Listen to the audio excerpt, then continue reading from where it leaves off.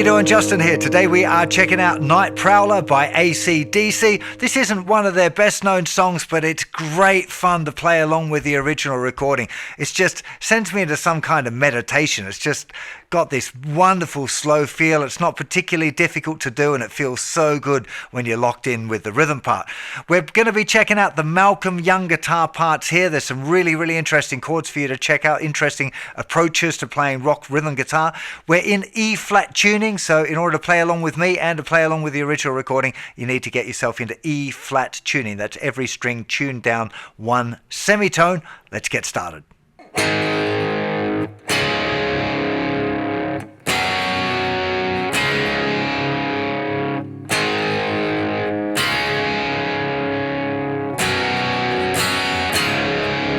That's the very intro there. We start off with a pretty simple open A5 power chord. So we're not playing the thicker string. We want the open A string. First finger is going to bar the second fret on strings 3 and 4. We don't really want second string ringing out. If it rings out a little bit, it's not it's part of the chord, so it's okay. But we mostly want these 3 strings here ringing out for the A chord.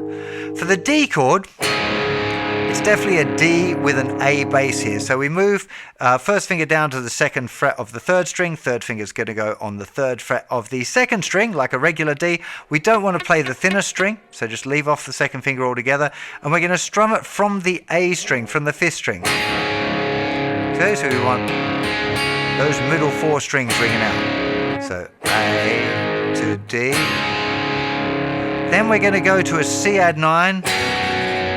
Now, again, traditionally, kind of C add 9 is often played there with the first finger on the second fret of the 4th string, but I think it sounds more like the proper Mal part leaving that off. So we've just got, we're not playing the thicker string, 3rd fret, muted 4th string, open G, 3rd finger on the 3rd fret of the 2nd string. That's the C. And then back to our D. So we have 1, 2, and 3, 4. 1, 2, and 3, 4. 1, 2, and 3, 4. 1, 2, and 3, 4. Yeah, that's the intro. We just got those 2 strums on the C chord before going to the D the second time. And now we get to the real juicy part.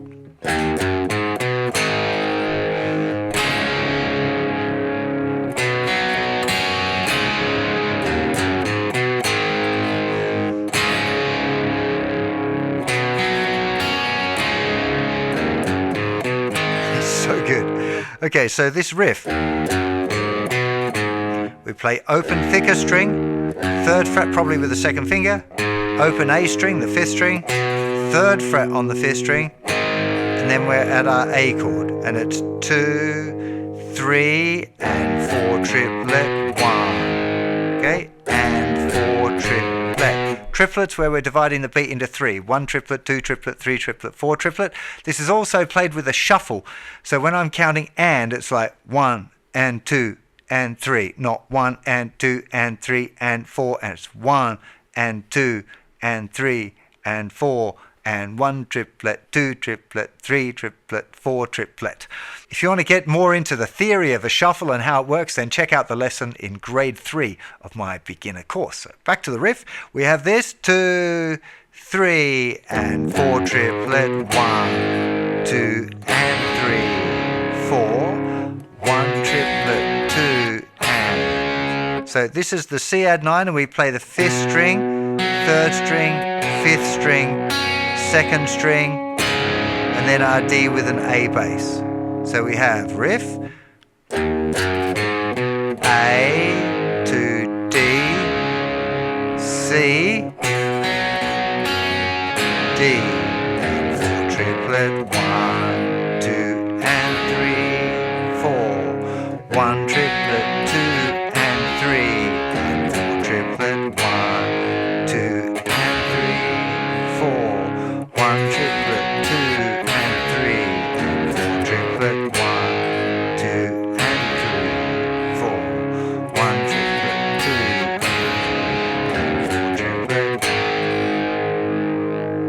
Now when we hit the verse, we get some really, really cool Malcolm Young style chords. These foxed me for quite a few years because I could hear this other note in there and it didn't feel like it was that when you listen to the two parts together, it sounds confusing because there are notes in there that don't seem to belong. It's only when you realize that Malcolm's really focusing on those thicker strings and Angus is playing the higher ones, and you go, oh yeah, here we go. When you put them together, it really sounds great. It's so much fun to play along with the original recording too. So these extra chords, we start with an A, but instead of playing D like this, which is the way a lot of people play this song, and then they play G like that and back to D.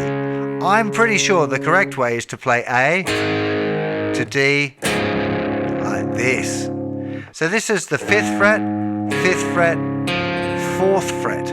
Okay, so this is it's a type of D chord. It comes from this C shape of a D chord, but we're adding the A bass note.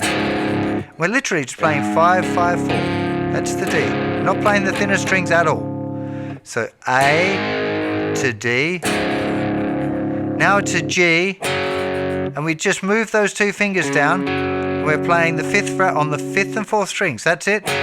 You can play the open G as well. This is one of those things where for a long time I could hear that open G and I'm like, that has to be there, so it's the open string. So I was thinking for a while it was A to this, then the open strings, and back again, and that works. It's the same notes as this.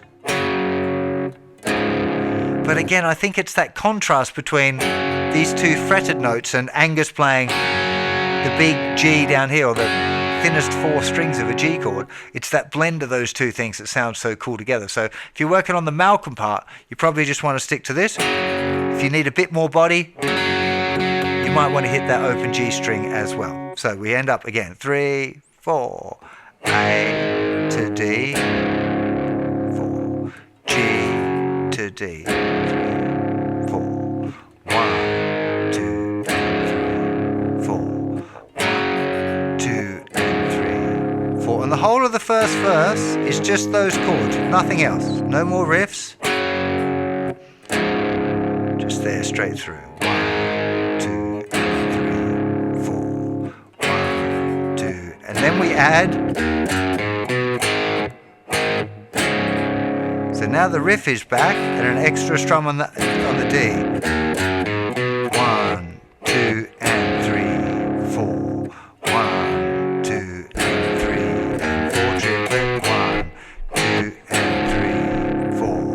1, 2, and 3, and 4 triplet. 1, 2, and 3, 4.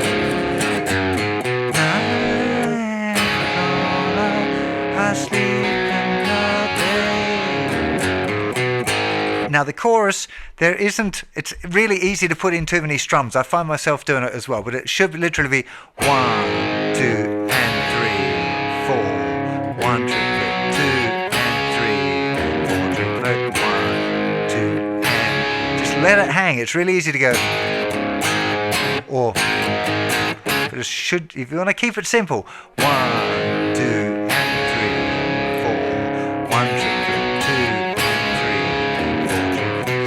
Great riff. Wow.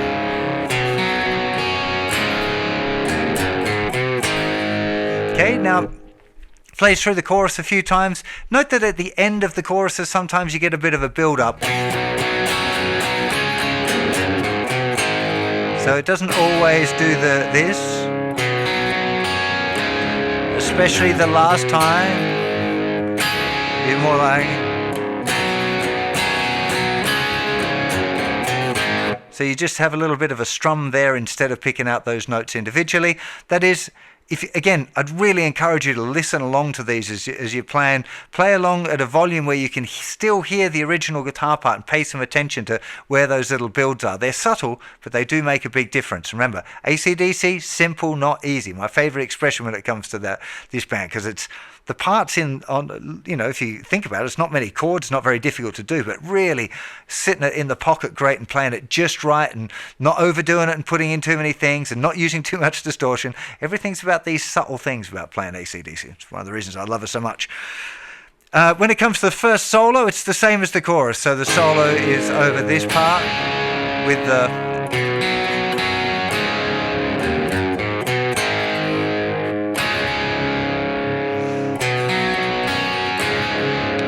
When it goes into the next verse, again, now he's changing it up again, giving it a little bit more energy, and he's playing just the shuffle eighth notes with the same chord. So you end up with...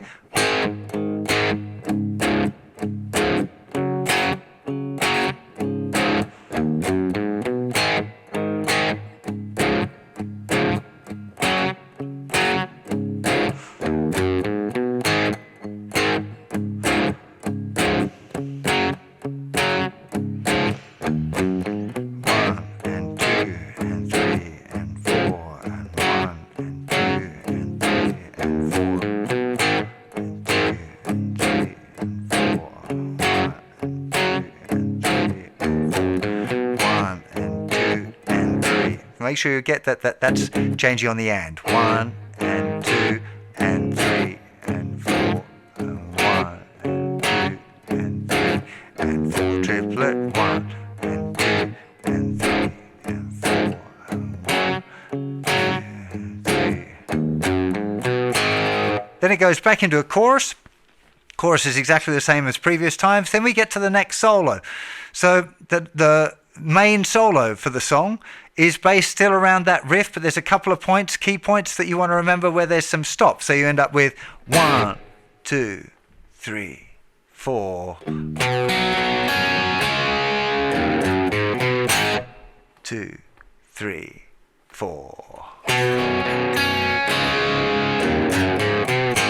And there's also another classic thing in the acdc do, which is extending the last part of a chord progression. This happens at the end of the solo and at the end of the song, the very last part of the song. So instead of staying on the C,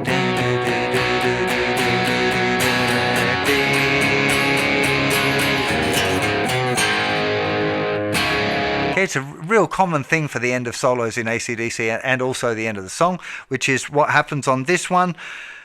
And that's pretty much all of the Malcolm Young parts. So the key thing here is learning each of the parts individually and then trying to play along with the original recording.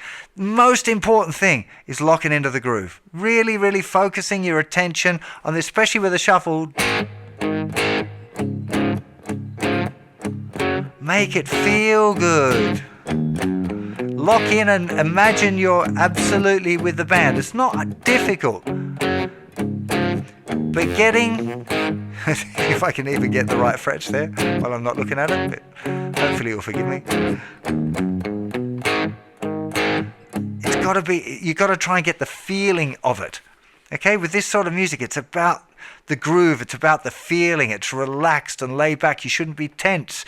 Try and get into that little state. Like I said, for me, it's almost like a meditation playing this song. Song starts, I don't have to worry much about the fingers or getting the fingers in the right places, just locking into that feel and relaxing into the music. And this is a great song for learning to do that. The shuffle is so beautifully, like, it's just perfect. I'm sure you're going to love it, right? Sorry if I get a little bit excited about these things. I know it's so simple, but there's so much beauty in it. It's like, it's perfect rock guitar. This is the stuff that you should learn if you want to get into rock guitar. But it's much more important to be able to play this sort of stuff real well and doing all fancy tapping and stuff like that, in my humble opinion. Anyway, really hope you enjoyed this. There are loads more acdc songs over on the website, so do go and check them out if you found all the big hits and a few of these kind of more obscure ones that are just real great to play as well. Have yourself an absolutely fantastic day. If you happen to be over on YouTube, really appreciate you slapping that subscribe button. It really does make a difference to the growth of the channel and inspires me to keep making this free content for you all. Anyways, have a great day. See you soon. Bye-bye.